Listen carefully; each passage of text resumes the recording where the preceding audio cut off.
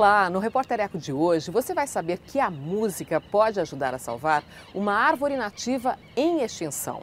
Tem também um novo guia de compras sustentáveis e uma parceria entre empresa e universidade para gerar tecnologias inovadoras para a reciclagem. O projeto Adote um Cientista quer incluir as soluções dos estudantes de engenharia para o reaproveitamento de resíduos. Um manual ensina passo a passo como produzir com lucro, gerar renda para o trabalhador e com menor impacto ao meio ambiente. Construtores de arco de violino procuram investir no replantio de exemplares do pau-brasil. A árvore é a única que tem a madeira capaz de reproduzir com qualidade o som do instrumento musical.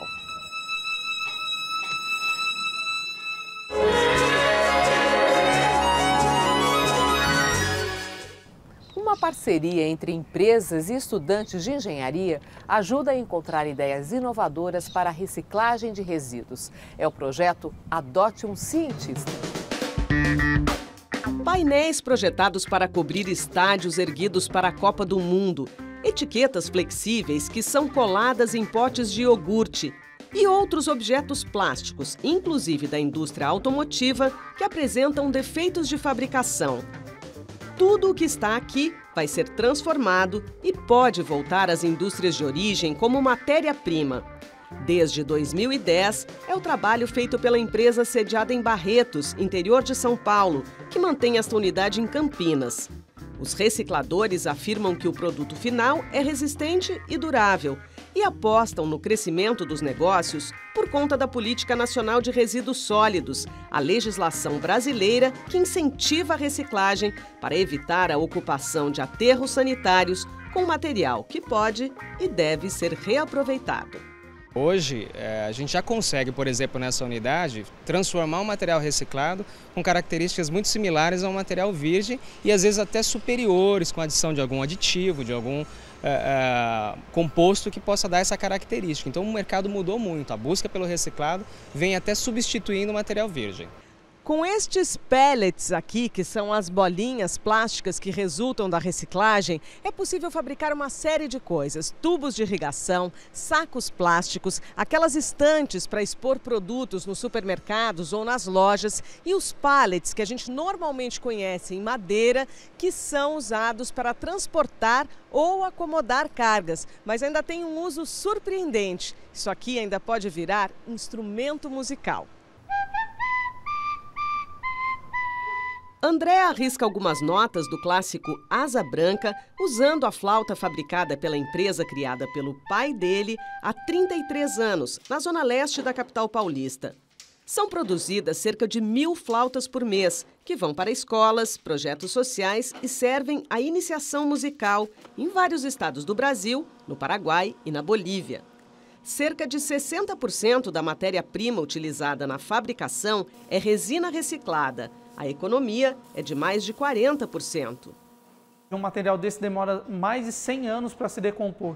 Entendeu? Então a gente tenta tirar esse material do meio ambiente, unindo o custo com a funcionalidade. As duas empresas, a das bolinhas plásticas e a das flautas, firmaram contratos com uma terceira, criada para gerar soluções técnicas para reciclar materiais, especialmente os resíduos de difícil reaproveitamento. Por exemplo, algumas flautas foram fabricadas a partir de uma resina que resultou da reciclagem de embalagens de sucos em pó. Agora, o foco é unir universidades e indústrias. O curso de Engenharia de Materiais da Universidade Mackenzie é o primeiro a participar do programa Adote um Cientista. Estudantes de mestrado vão receber uma bolsa de estudos integral durante a pós-graduação para encarar desafios. Uma empresa nos contrata para achar um desafio real de um resíduo complexo. Como é que eu reciclo esse meu produto? E aí, dali, toda a cadeia se transforma. Então, a gente desenvolve toda a formulação técnica, toda a parte de processo produtivo, a parte de especificação do produto é feita por nossa empresa. E a gente usa parceiros para fazer a escala disso industrial. Durante o lançamento do Adote um Cientista em São Paulo, foi lançada a primeira tarefa para os estudantes, proposta por uma multinacional que fabrica produtos de higiene, beleza e cuidados pessoais. Hoje, especificamente aqui nessa parceria, a gente busca uma solução para um desafio que é a questão da reciclagem da fralda descartável no pós-consumo, depois que ela foi usada. É um problema que tem que ser resolvido, porque essas fraldas são descartadas em aterros sanitários e elas vão ficar ali e vão estar contaminando o meio ambiente. Cada país tem seus desafios, mas a tecnologia para reciclar absorventes e fraldas usadas por crianças e idosos já foi desenvolvida por uma empresa canadense. Em 2011, a usina de reciclagem desse material foi instalada na cidade inglesa de Birmingham. Ela tem capacidade para processar 36 mil toneladas por ano e é a primeira de 5 unidades planejadas. A gente está bem diante da implantação da Política Nacional de Resíduos Sólidos. É um negócio promissor? Hoje o Brasil desperdiça em torno de 8 bilhões de reais que estão indo para aterros sanitários e lixões, que poderiam muito bem virar matéria-prima de novo para a indústria. Com a Política Nacional, esse tipo de negócio ganha um impulsionamento muito forte no Brasil.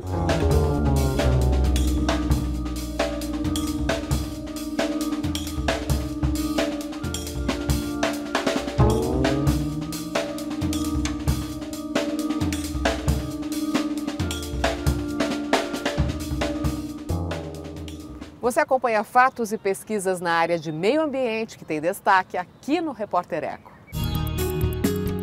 A NASA divulga imagem de Netuno, captada pela Voyager 2. A foto foi produzida a partir de registros feitos por meio de filtros instalados na espaçonave. Em 2015, a Agência Espacial Norte-Americana vai lançar uma missão para a área mais distante do Sistema Solar. O objetivo é registrar Plutão e suas 5 luas conhecidas. A seca e o calor ameaçam as árvores mais velhas do mundo. Na Serra Nevada, Estados Unidos, os biólogos tentam proteger algumas das espécies mais antigas da Terra contra a seca, os incêndios e as mudanças climáticas. São sequoias gigantes, algumas delas com idade entre 2.000 e 3.000 anos. Estudo do INPE mostra que houve uma redução nos danos causados à Amazônia. O levantamento do Instituto Nacional de Pesquisas Espaciais foi feito com imagens captadas por satélite. Os cientistas não analisam as áreas totalmente desmatadas, mas as que estão em processo de degradação. Em 2013, pouco mais de 5.000 quilômetros quadrados da floresta apresentavam algum estágio de destruição. É o menor registro desde o início da pesquisa em 2007. Esse tipo de mapeamento pode ajudar a prevenir o desmatamento da Amazônia.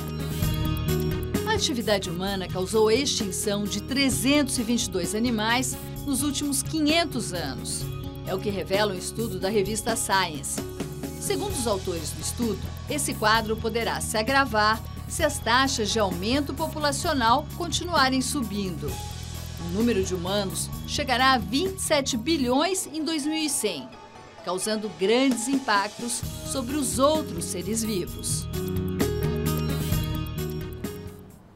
E aguarde, porque daqui a pouco tem mais. Um movimento internacional tenta salvar da extinção uma espécie de árvore rara no mundo, o pau-brasil. E a seguir, um novo manual ensina o caminho da produção sustentável. O Repórter Eco volta daqui a pouco.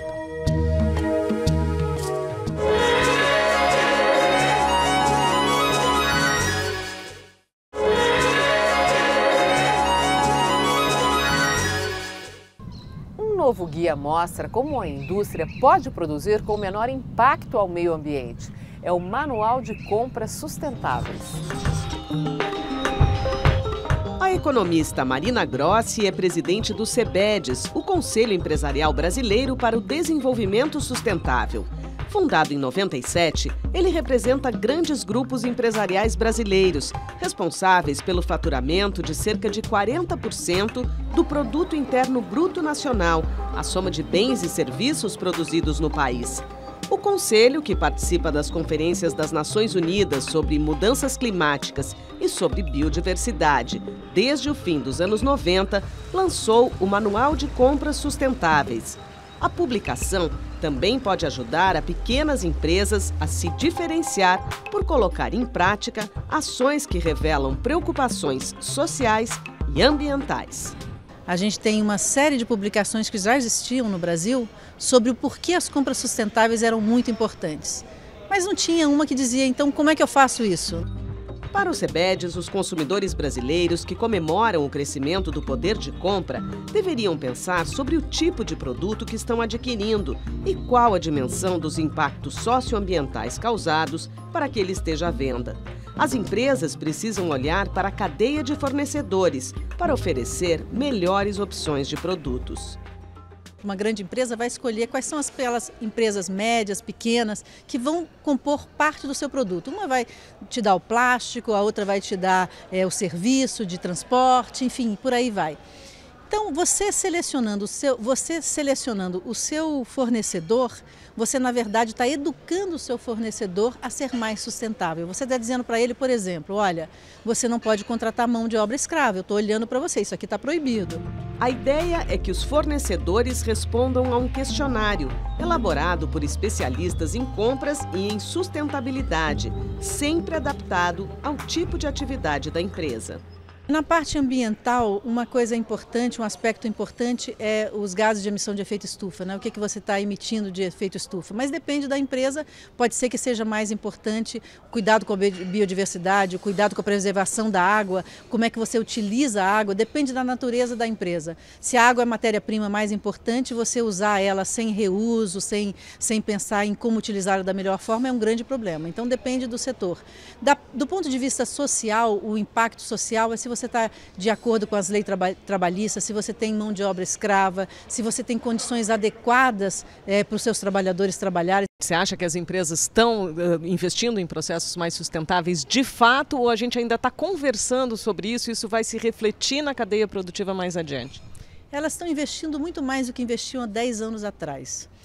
Essa necessidade está muito mais premente agora e muito mais clara agora do que há 10 anos atrás. A gente vê uma série de nichos sendo desenvolvidos dentro das próprias empresas.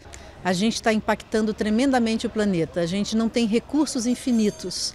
Então, a empresa do futuro, os produtos do futuro são aqueles que tiverem essa preocupação.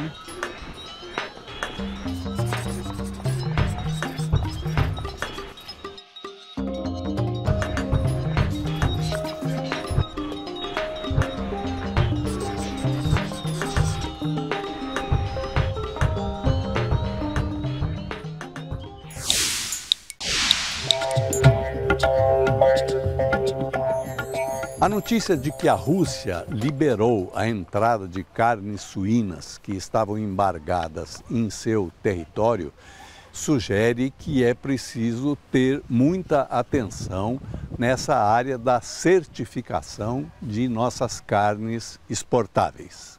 As carnes brasileiras estavam embargadas também na Bielorrússia e no Cazaquistão.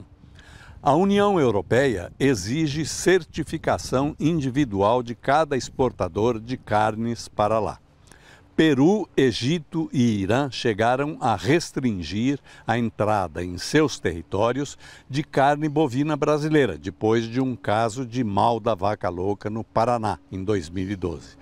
Também a China impedira a importação de carnes daqui, pelo mesmo motivo.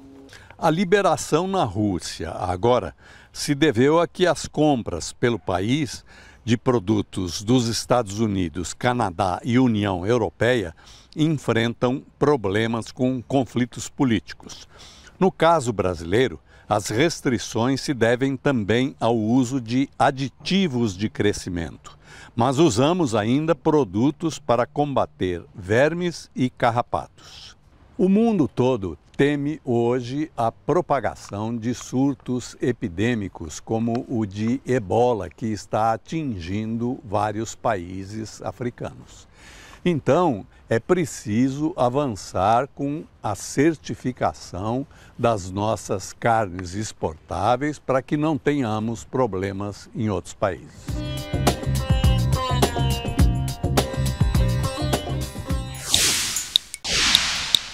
Chegou a hora do vídeo que a gente escolheu para você na internet.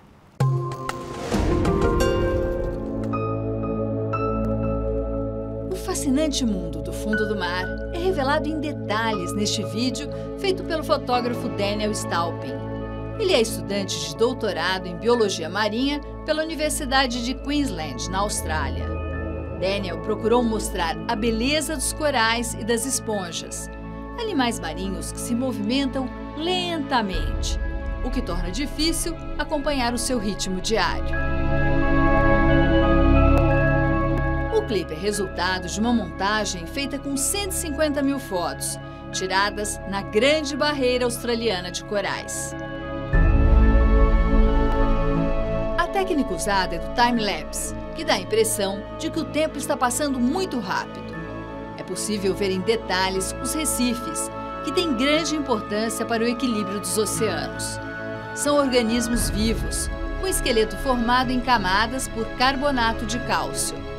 Fornecem abrigo, alimento para os peixes e para os crustáceos. Funcionam também como filtro natural, porque retiram da água do mar os nutrientes necessários para o seu crescimento. Um vídeo de rara beleza, que une arte e ciência para desvendar as criaturas das profundezas dos oceanos.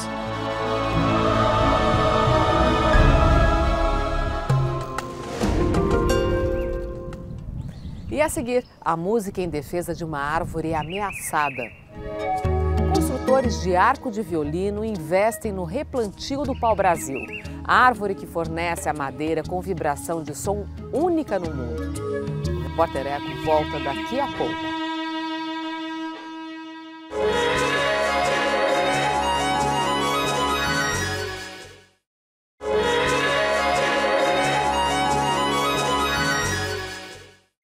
Um grupo de mestres na arte de construir arco de violino investe no replantio de exemplares de pau-brasil. É a única árvore capaz de reproduzir com qualidade o som exigido pelo instrumento musical.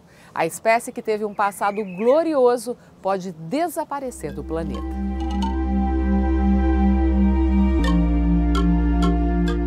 O pau-brasil é uma árvore de porte médio. Tem acúlios no tronco, ao longo dos galhos, que são semelhantes a espinhos. Certo? Tem uma folha bipenada, subdividida, né? E verde brilhante. O cerne da madeira é um vermelho púrpura, fabricava tinta. Engenheiro agrônomo e pesquisador aposentado do Instituto de Botânica, Francismar Aguiar começou a estudar a espécie pau-brasil em 1979. Ele explica que a árvore símbolo do Brasil está ameaçada de extinção. Ela ocorre na Mata Atlântica, principalmente entre o estado do Rio de Janeiro e o Rio Grande do Norte. E foi o corante natural vermelho intenso, que dá cor ao tronco, que despertou o interesse dos colonizadores. Quando descobriram o Brasil, viram que até os índios já usavam essa tinta para pintar o rosto, as penas, e ficaram maravilhados. E descobriram que essa tinta era tão boa ou melhor do que aquela que eles traziam do Oriente para tingir tecido. Aí foi uma luta de contrabandistas, principalmente franceses, ingleses, holandeses, espanhol, que passaram a explorar, e os portugueses praticamente foram os últimos que resolveram assumir o Brasil ou perder para esses estrangeiros que estavam explorando a tinta do pau-brasil. Com a produção de corantes artificiais, a madeira do pau-brasil deixou de ser interessante para a indústria de tintas, mas foi redescoberta para outra finalidade. Passou a ser usada por profissionais da música e que até hoje não conseguiram um substituto à altura. A melhor madeira é o pau-brasil, né? Pela densidade, elasticidade. Francisco Silva escolheu uma profissão rara, é archetier, nome francês para definir o mestre na arte de construir arcos de violino. Na bancada, a matéria-prima é única, pau-brasil, de preferência de Pernambuco, madeira considerada a melhor pelos músicos profissionais. O material usado tem procedência certificada, já que o corte das árvores nativas é proibido por lei. Essa madeira já é estoque muito antigo, né? Que é legalizado pelo IBAMA, os fornecedores que eu compro. O archetier, considerado um dos melhores do país, leva uma semana para confeccionar um arco. E ele testa todos, com atenção. antes de entregar ao músico. O arco passou a ser um elemento de um acessório a um elemento fundamental na sonoridade. E o arco do pau-brasil usado pelo Turti, né, que é o primeiro archetier conhecido que usou o pau-brasil, ele descobriu no pau-brasil uma madeira que tinha qualidades que potencializavam a sonoridade do instrumento. Filho e neto de luthier, Fábio Vanini se formou em biologia, mas se rendeu à arte de confeccionar instrumentos de arco. Ele sabe muito bem da importância da madeira para o resultado final da obra. A substância que dá cor para o pau-brasil, que é a brasilina, que é aquela cor a laranja avermelhada, que só tem no pau-brasil, ela forma uma espécie de ligação com a celulose, com a parede celulósica das células, e que aumenta a capacidade vibratória da madeira. E isso potencializa a transmissão mecânica mesmo da madeira, e o músico sente isso na mão, e isso é passado para o instrumento e para o músico ao mesmo tempo. E quem sabe a música, no final dessa história, não vai mesmo ajudar a conservar esta árvore. Para garantir o futuro da profissão, um grupo de archetiers do sul da França decidiu se reunir e investir no plantio de pau-brasil no sul da Bahia. O programa Pau-Brasil começou em 2005. Foi feito plantio de mudas em várias áreas, inclusive junto a remanescentes da espécie. Iniciativa bem recebida por quem sabe da importância da manutenção da espécie ou do impacto que a extinção traria, principalmente para a música. A iniciativa desses luthiers que acabaram montando uma associação internacional é importantíssima, porque eles montaram, inclusive, um pouco com a responsabilidade de repor aquilo que eles mesmos tiraram no passado. Não tem outro substituto à altura do pau-brasil, com a qualidade do pau-brasil.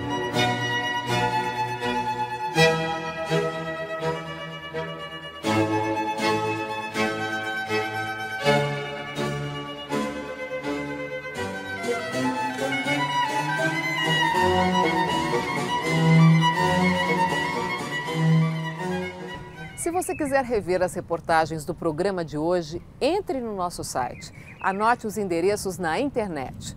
cmais.com.br/repórtereco. No Facebook é só curtir a página facebook.com/repórtereco.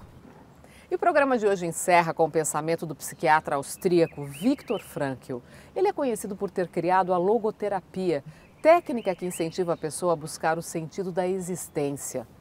Mais que qualquer outra invenção humana, o humor permite que nos elevemos acima de nossas circunstâncias, ainda que por alguns segundos. É um truque essencial à arte de viver. A gente se encontra no próximo Repórter Eco. Até lá!